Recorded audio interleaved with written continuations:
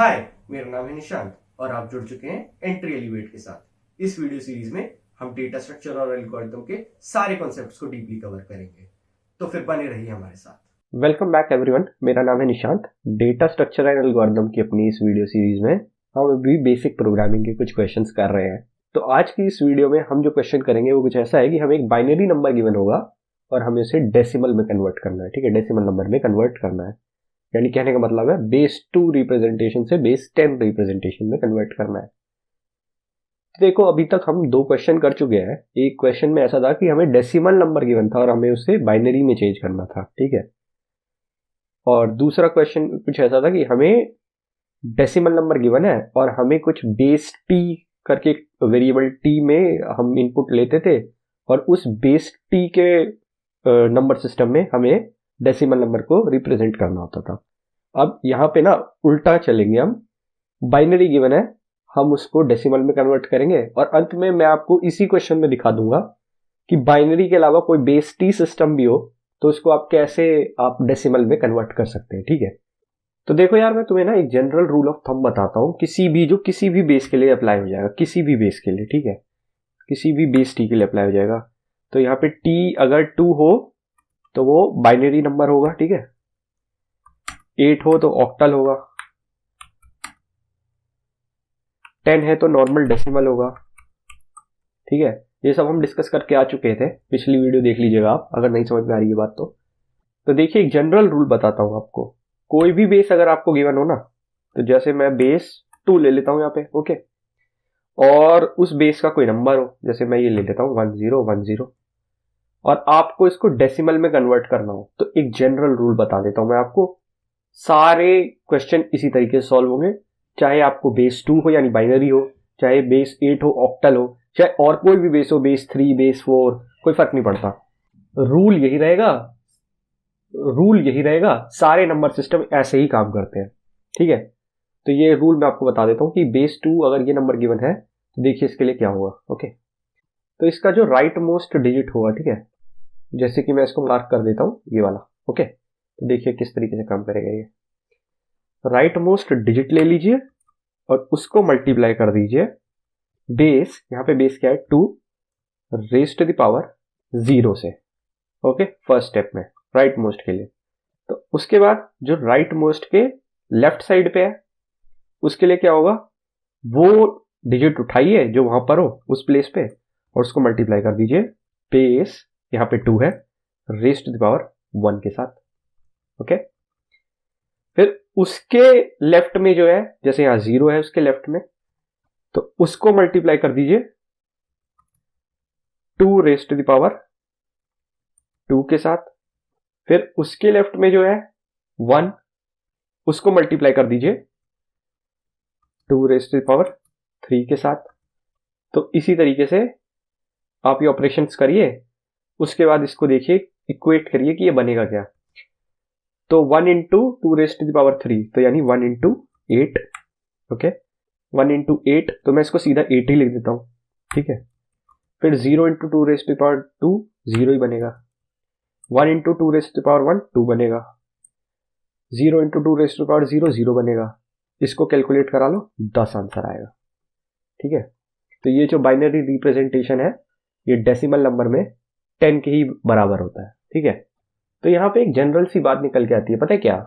वो ये है कि आप जो भी आपका रिप्रेजेंटेशन दिया हुआ है बाइनरी में या किसी भी और नंबर सिस्टम में, तो आप ये करो कि आप उसके डिजिट को एक्सट्रैक्ट करते रहो, जो कि हम ऑलरेडी कई बार कर चुके हैं इस वीडियो सीरीज में। ठीक है, तो यहाँ पे हमने एक्सट्रैक्ट किया हुआ है, यहाँ पे इस तरीके से एक्सट्रैक्ट किया हुआ है यहाँ पे। तो एक्सट्रैक्ट करते रहो डिजिट्स को, और जो बेस है उसको यहाँ पे लेकर चलो। जैसे बाइनरी है तो बेस इसका 2 होगा, और एक वेरिएबल लेकर चलो p। ठीक है, p, और p हर स्टेप में इंक्रीमेंट कराते चलो 1 के साथ। तो p शुरुआत में 0 होगा, फिर 1, फिर 2,